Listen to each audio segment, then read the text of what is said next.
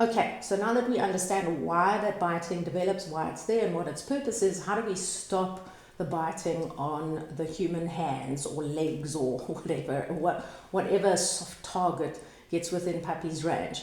The first thing is to have a look at the interaction that you're doing with the pup. Pups are genetically programmed to use their mouth on anything that fusses around their head. And a lot of people will do this with pups. When they interact with them, they'll rub them around their head, and the pup is programmed to respond to that stimulus with a bite. So be very mindful of how you are interacting with the pup. Does this mean you can never touch your pup on the head? Obviously not, but pick your battles. So wait until the puppy is in a calmer state of mind. Maybe they're sort of about to nod off to sleep, and that's when you're going to calmly stroke them on their head. Take this opportunity to have a look at their eyes, their ears, their teeth. We want our pups to know that we can examine them, but we're not going to be silly and try this when the pup's in a high activity frame of mind. When your pup is in that excited mode, what you're going to be doing then is, if you have to pet the puppy, pretty much from the collar backwards and nice and calm and relaxed. As soon as you start fussing them around their head, they're going to respond with a bite. And it's really unfair to moan at the pup for biting your hands when your body language is pretty much saying, hey, bite my hands. Again, this kind of stuff makes your pup look at you and think, I love you, but geez, you're not so hot on the integrity of the information you're giving me. Strategy number 2 is one that I haven't particularly used myself, and I don't often recommend this to my clients, purely because you need the nerve of Jason Bourne or Braveheart to be able to do this. And this strategy is for your hand to go limp in the puppy's mouth. The pup will maybe chew a little bit more, get bored, and tootle off and do something else. If you've got the nerve to do that, hey, go mad. I personally don't. I think that's absolutely crazy. But some people have reported success with that method. So if that works for you, go for it. Our third technique is to substitute. If your pup, say for example, has got the devil in him that day, and you're not fussing him around his head, you're not doing anything to elicit a bite, and he still wants to bite your hands, substitute. Take out a toy or something that's obviously safe for the pup to chew down on. Activate it first though. Don't sort of have this moving target of a hand and then present this really boring static toy. Obviously the pup's going to choose the hand then. Activate that toy, get the puppy focused on the toy, and then let them munch down on the toy. A lot of puppies will stop biting almost immediately when you start using this substitution technique. A handy side effect of that substitution technique is if you're going to be doing any kind of performance sport with your dog later on, for example agility or bite work or something along those lines, where you will use a toy or the decoy sleeve as the object of your dog's, how shall we say, energy, then it's a nice way to introduce them to that really early on. Our next tactic is very, very effective, but you have to be super consistent with this, and this is the timeout. It's not a timeout for the pup though, it's a timeout for you.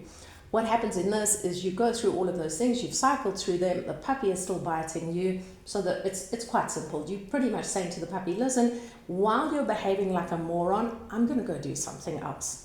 And the reason that you are going into the timeout, so to speak, you're obviously not going into the timeout, but you are leaving the area, is because if you have to put your puppy into a timeout now, you need to either pick them up or take them outside. They could misconstrue this as some kind of reinforcement for biting. Whereas if you just get up and leave, pup goes, hang on a sec, I was enjoying that social activity, I was really getting into it with my teeth, and then you left, And before long, they make the connection that as soon as they put their teeth on you and they start biting you, you're just going to remove yourself from the situation. How long should you stay away for? It doesn't need to be long. 30 seconds, a minute. But long enough for your pup to understand that that kind of interaction when their teeth are busy puncturing your skin is just not on. It's not going to work. You just get up and you move away. Do it without a fuss, don't make a big deal of it. And likewise, when you come back, be very low-key about it. If you come back all super excited, guess what's going to happen? You're going to put your pup into that frame of mind again, and the biting is just going to start all over. Then there's some other techniques, which I'm not the biggest fan of, but I'm going to include them here for the sake of giving you a comprehensive toolkit that you can address the problem with biting with your pup. And number one is to yelp. So this kind of goes back to how dogs teach one another to have bite inhibition, and it all goes back to that reciprocal empathy link that we were talking about. Your puppy bites you, you yelp. And I've had very, very limited success with this, because for a lot of pups, as soon as you yelp, the pup goes, this is fantastic. This is the best squeaky toy that's ever existed. Especially the terrier breeds, they get a real kick out of it. The more sensitive breeds, you might be able to get away with it. So this technique, I think it's very much dependent on the individual. It might work with some dogs. To be honest, I find for the vast majority of dogs, it's not going to work, and it could actually make the behavior worse. Another tactic that some people swear by is actually giving the pup what they want, but more of it. So if the pup's biting your hand, you force your hand further into the puppy's mouth. I've never tried this. I like my fingers. But I guess for some dogs it could work. Your retriever breeds are probably going to love this the most. They're going to be like, oh, fantastic. Yesterday I retrieved a finger. Today I've got a whole human. I'm so chuffed with the strategy of mine. So I would use that with caution. It seems like it could have a high rate of failure to me. Another technique which I've never used and I don't want you to use, but I mention it here because of inherent dangers with it, is the very old-fashioned alpha roll. So what happens with that, if the puppy's doing something objectionable you don't like, you roll the puppy over onto its back and you pin it down to the ground. That's a big no-no. Sure, it might stop the pup from biting you, but that's only because the pup thinks you're a bit of a psychopath, and that's not really conducive to building a relationship of trust and cooperation. The alpha roll stems from the very outdated wolf pack theory, which is all about dominance and submission and all these weird and wonderful ways of supposedly teaching the dog that they must be subservient to us.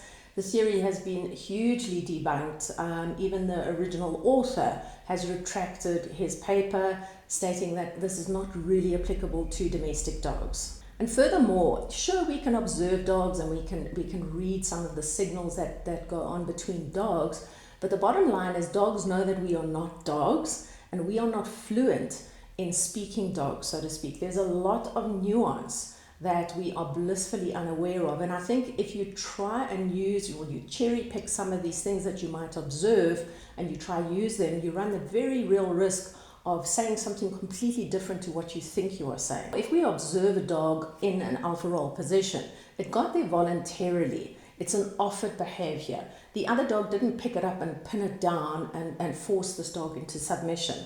So please don't use alpha roll on your pup.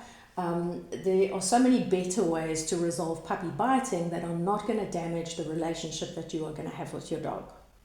Sometimes people might be reluctant to teach their pup bite inhibition or to encourage the development of bite inhibition in their dog because they want to be doing bite sports with their dog later on.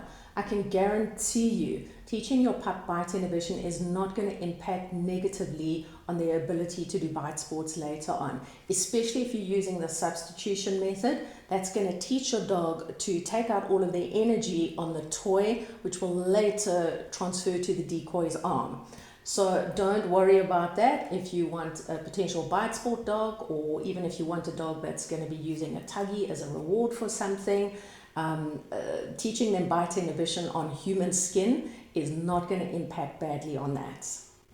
I've had the pleasure of working with some dogs that are incredibly gentle when it comes to using their teeth around a benign person's hands and body parts, but when it comes to taking out an assailant, they're all business. If you feel like you're really just not getting a handle on your puppy's mouthing, or if your puppy is actually biting, please consult with a specialist.